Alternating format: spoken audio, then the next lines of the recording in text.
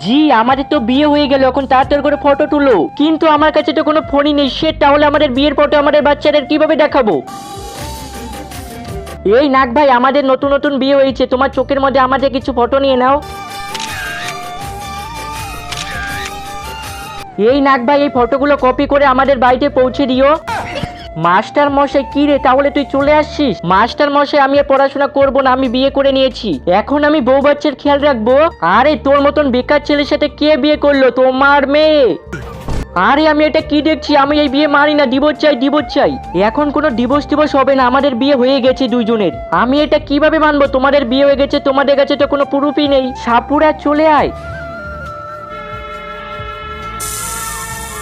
এই নাক ভাই, তাড়াতাড়ি করে আমার শ্বশুরকে আমাদের বিয়ের ফটো দেখাও তো।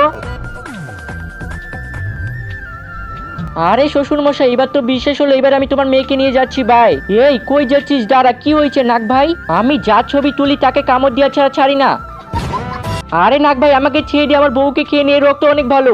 আহা।